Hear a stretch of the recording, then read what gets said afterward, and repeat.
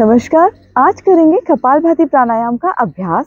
क्योंकि हम में से बहुत से लोग इसका अभ्यास तो करते हैं, किंतु उनके अभ्यास में कुछ त्रुटियां रह जाती हैं। तो आज के वीडियो के माध्यम से जानेंगे कपालभाति प्राणायाम को करने की सही टेक्निक, इसके लाभ, इसमें बरतने वाली सावधानियों के बारे में। तो चलिए अपने वीडियो को प्रारंभ करते हैं। किसी भी अन्य प्राणायाम के भांति कपालभाति प्राणायाम का अभ्यास भी हमें प्रातःकालीन करना चाहिए, शौच क्रिया के पश्चात। यदि प्रातःकालीन समय का अभाव है तो आप शाम के समय भी इसका अभ्यास कर सकते हैं। यह प्राणायाम डायरेक्टली हमारे मस्तिष्क पे काम करता है, हमारे नर्वस सिस्टम पे कार्य करता है। इसलिए आपको रात्रि के समय में इसके अभ्यास को नहीं करना चाहिए। यदि आप रात्रि के समय इसका अभ्यास करेंगे तो हो सकता है आपको नींद आने में थोड़ी सी डिफिकल्टी हो।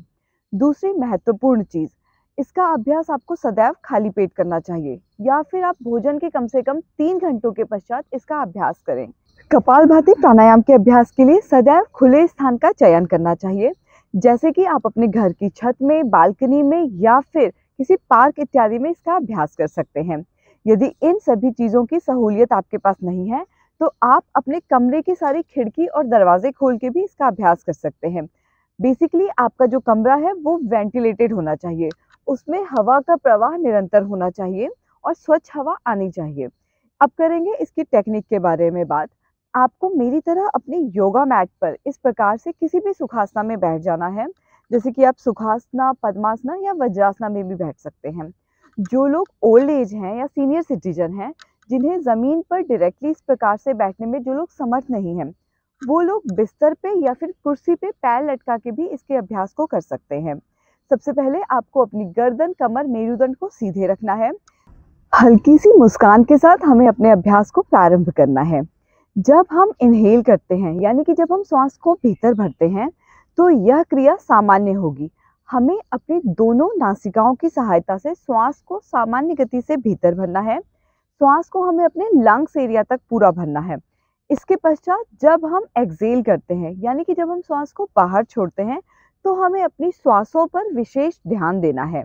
एक्सेलेशन की जो क्रिया है वो हल्की सी गति के साथ होगी, स्ट्रोक के साथ होगी। यानी कि हमारा जो इनहेलेशन है वो पैसिव है और जो हमारा एक्सेलेशन है वो एक्टिव होगा, स्ट्रोक के साथ होगा। कपालभाति प्राणायाम के अभ्यास के दौरान दूसरी महत्वपूर्ण बात जिसका हमें ध्यान देना है, जब हम श्वास को भीतर भरेंगे तो हमारा पेट जो है वो बाहर आना चाहिए। जिस प्रकार से हम गुब्बारे में हवा भरते हैं तो वो फूल जाता है, और जब हम उस हवा को बाहर निकाल देते हैं तो वो कॉन्ट्रैक्ट हो जाता है। ठीक उसी प्रकार से जब हम श्वास को इनहेल करेंगे तो हमारा पेट फूलेगा, और जब हम श्वास को छोड़ेंगे झटके के साथ, स्ट्रोक के साथ, तो हमारा पेट जो है वो कॉन्ट्रैक्ट हो जाएगा, यानी कि अंदर की ओर चला जाएगा। बहुत से लोग इसी कंफ्यूजन में रहते हैं कि श्वास को भरते समय पेट बाहर आएगा या अंदर जाएगा। तो चलिए कपालभाति प्राणायाम के अभ्यास को करके देखते हैं। दोनों हाथों से इस प्रकार से ज्ञान मुद्रा लगा के अपने घुटनों पे रख लेंगे। हमारी गर्दन, कमर और मेरुदंड सीधी होगी। आप चाहें तो मेरी भांति अपनी आंखों को बंद कर लेंगे। अपने कंधों को इस प्रकार से झुकाना नहीं है और ना ही बहुत ज्यादा पीछे रखना है। कंधों को एकदम सामान्य रखेंगे। अब यहाँ पे धीरे से हल्की सी मुस्कान के साथ अपने अभ्यास को हम प्रारंभ करेंगे।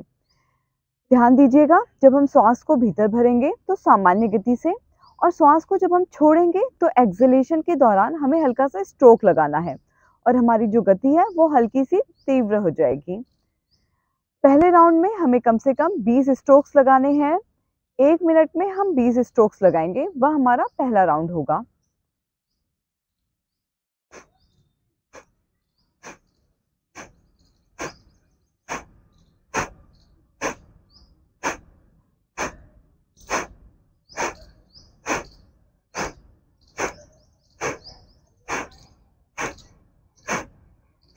तो चलिए साथ में एक राउंड करके देखते हैं जिसमें हमें 20 स्ट्रोक्स लगाने हैं।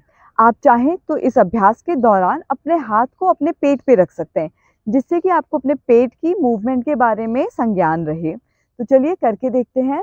दोनों हाथों से ज्ञान मुद्रा लगाएंगे और अपने घुटनों पे रख लेंगे। एक हाथ को हम अपने पेट पे रखेंगे, श्वास को अंदर भरेंगे सामान्य गति से और एक्सेलेशन के साथ, स्ट्रोक के साथ बाहर छोड़ देंगे।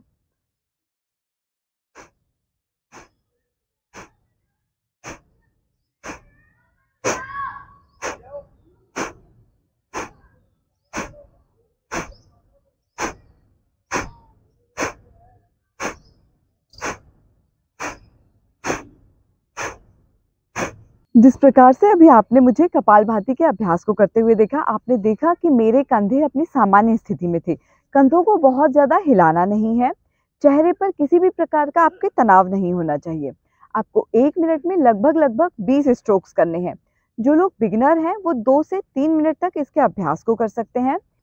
कपालभाति प्राणायाम के अभ्यास को आप धीरे-धीरे 5 मिनट तक बढ़ा सकते हैं। इससे ज़्यादा इसका अभ्यास नहीं करना चाहिए। जब हम कपालभाति प्राणायाम का अभ्यास करते हैं तो हमारे शरीर में अग्नि तत्व बढ़ जाता है, जिसकी वजह से ही हमारे शरीर में विद्यमान जितने भी टॉक्सिन्स हैं, यानी कि विषैले पदार्थ हैं, वो खत्म हो जाते हैं, नष्ट हो जाते हैं। कपालभाति प्राणायाम के अभ्यास से हमारे शरीर में मौजूद टॉक्सिन्स खत्म होते हैं, हमारा डाइजेशन इम्प्रूव होता है और हमारा मेटाबॉलिज्म भी अच्छा होता है। इसके साथ ही साथ ये हमारे किडनी और लीवर के लिए भी बहुत ज़्यादा लाभकारी है। जो लोग डायबिटीज़ की समस्या से ग्रसित हैं, उन्हें इसके अभ्यास को अवश्य करना चाहिए। इसके साथ ही साथ ये हमारे शरीर में स्फूर्ति देता है, एनर्जी देता है। हमारी स्किन की क्वालिटी इंप्रूव होती है और हमारी जो स्किन है वो ग्लोइंग होती है। अब बात करेंगे किन लोगों को इसके अभ्यास को नहीं करना चाहिए। जो लोग हाई ब्लड प्रेशर यानी कि उच्च रक्तचाप से ग्रसित हैं, उन्हें इसके अभ्यास को नहीं करना चाहिए। इसके साथ ही साथ जिन्हें हार्ट डिजीजेज हैं या जिन्हें रिसेंटली कोई स्ट्रोक आया है, उन्हें भी इसके अभ्यास को नहीं करना चाहिए। इसके साथ ही साथ वर्टिगो, एपिलेप्सी और हर्निया से ग्रसित लोगों को भी इसका अभ्यास नहीं करना चाहिए। जो महिलाएं प्रेग्नेंट हैं यानी कि जो गर्भवती हैं, उन्हें भी इसका अभ्यास नहीं करना चाहिए। मैं उम्मीद करती हूँ इस वीडियो के माध्यम से आप अवश्य ही लाभान्वित हुए होंगे। यदि आपके कोई प्रश्न है या कोई दुविधा है तो आप नीचे बने कमेंट सेक्शन में जाके मुझसे पूछ सकते हैं। इसी प्रकार से आप मुझे अपना स्नेह देते रहिएगा। धन्यवाद।